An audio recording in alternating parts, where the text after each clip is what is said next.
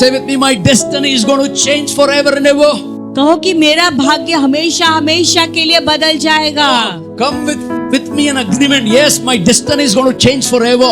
हाँ, मेरे साथ सहमत होकर कहे मेरा भाग्य हमेशा के लिए बदल जाएगा। Say with me, my destiny is going to change forever. कहो,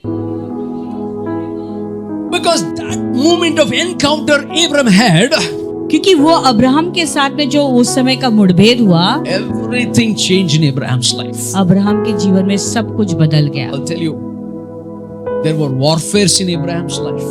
अब्राहम के जीवन में युद्ध थे। That one encounter changed the warfare. एक मुठभेद ने सारे युद्ध को बदल दिया। Amen. You may be having some encounters in your personal life. शायद आपके निजी जीवन में आपका भी कुछ ऐसे मुठभेद Or होंगे। maybe some warfares that you are going in your life, emptiness. शायद आपके जीवन में कुछ खालीपन या युद्ध का सामना Some कर of रहे your हो। family members have been taken away from your life. शायद आपके जीवन से आपके परिवार के कुछ लोग निकाल You know, दिए some हैं। of the warfares you cannot face. That's why you cannot pray, you cannot read the Bible, you cannot come to church. That warfare is happening with you. ऐसी कुछ युद्ध का सामना आपको करना पड़ रहा है। आप प्रार्थना नहीं कर पाते हो, आप बाइबल नहीं पढ़ पाते हो, आप कलीसिया नहीं पाते हो। ये सारे युद्ध हैं आपके जीवन में। But the word of the Lord came to me to tell you, लेकिन प्रभु का वचन मेरे पास आया आपसे there कहने is के लिए। going to be a supernatural encounter that is going to change your course of life forever.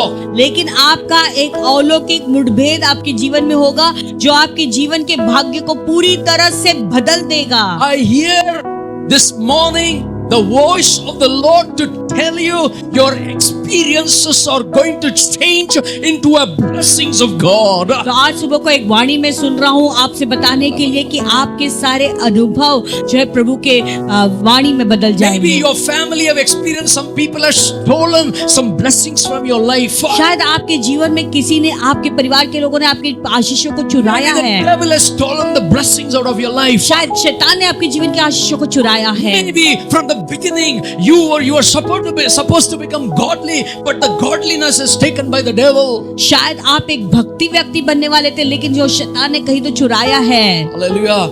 That is not a bad thing. You know what? Behind the scenes, what God was doing, God was setting your life in order.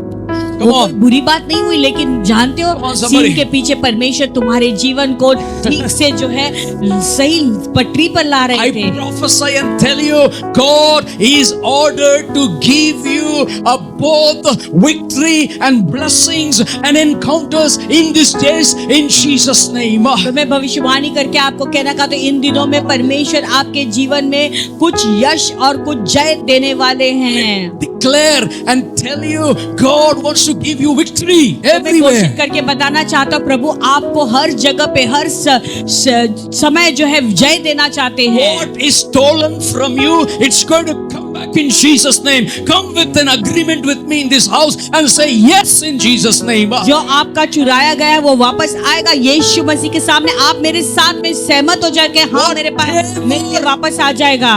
Whatever is stolen is going to come back in Jesus' name. जो आपका चुराया गया है वो यीशु मसीह के नाम में वो वापस लौट कर आएगा। It's going to be a supernatural shift that is coming in your life to grow in the house of God. प्रभु के भवन में बढ़ने के लिए आपके जीवन में एक ऐसा शिफ्ट आ रहा है। Foundation is going to become stronger than ever before. पहले से ज्यादा आपका नींव और मजबूत होगा। God does not want this battle to be wasted. प्रभु नहीं चाहता कि ये युद्ध ऐसे ही जाए। Hallelujah. Because God wants to give victory in this battle. Don't give up. क्योंकि प्रभु तुम्हें इस युद्ध में जय देना चाहते, इसलिए हार नहीं माने। Hallelujah. Also, God will give you a landmark of victory for you. Amen. Hallelujah.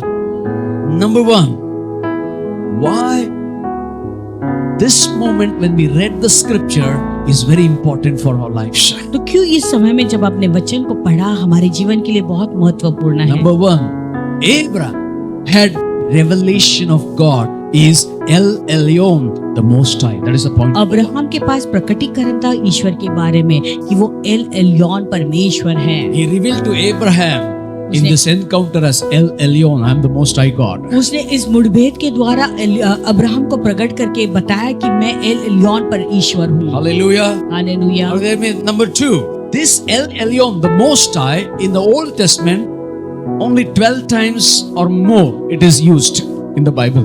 ये जो शब्द एल एलियोन है वो बाइबल में कहीं 12 बार इस्तेमाल In the किया Old गया है, Testament, 12 times or more than that. या शायद उससे अधिक होगा। But there are two revelation to the Most High God. लेकिन ये परम प्रधान परमेश्वर के विषय में दो Now प्रकटीकरण हैं। understand this. This revelation, Most High, is connected to the possessor of heaven and earth. ये जो परम प्रधान ईश्वर Listen to का this. जो शब्द है उसका प्रकटीकरण का मतलब है वो ऐसे ईश्वर है जो आकाश और पृथ्वी के अधिकारी हैं। If your Father God is a possessor of heaven and earth, अगर will you यदि- have any lack in your life? क्या यदि तुम्हारा परमेश्वर वो पूरे आकाश और पृथ्वी का अधिकारी है, क्या आपके जीवन में किसी चीज की घटी हो सकती What है? does it mean, the possessor? जानते हो अधिकारी का मतलब क्या है? He is the heaven's Lord and the earth's Lord. यानी वो स्वर्ग के भी अधिकारी है He is- और पृथ्वी पर भी वो अधिकारी है। Most High God is not only landlord, he is the heaven's Lord also. परम प्रधान परमेश्वर केवल वो जमीन के अधिकारी नहीं है, लेकिन आकाश और पृथ्वी के पूरे अधिकारी हैं। Hallelujah. You know that means the word Most High is connected to the possession.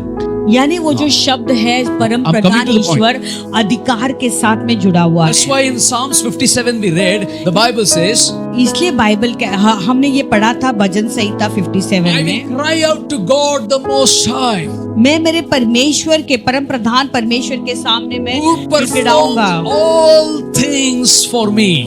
जो मेरे लिए सब कुछ करता है। When you sing the name the Most High, जब आप ये वाक्य कहते हो कि वो परम प्रधान परमेश्वर, God is sending the revelation saying, I am the possessor of this place. तो प्रभु वो प्रकटीकरण को भेजता है और कहता है कि मैं इस जगह का अधिकारी। That's why God said to Abraham, इसलिए प्रभु ने- wherever you step your foot, that belongs to you because I am the possessor of the heaven and earth. I am El Elyon. इसलिए प्रभु ने अब्राहम से कहा कि जहां तू तेरा कदम रखेगा वो जगह तेरा है, क्योंकि मैं इस आकाश और पृथ्वी का अधिकारी हूँ, मैं परम प्रधान ईश्वर हूँ। I hear an amen.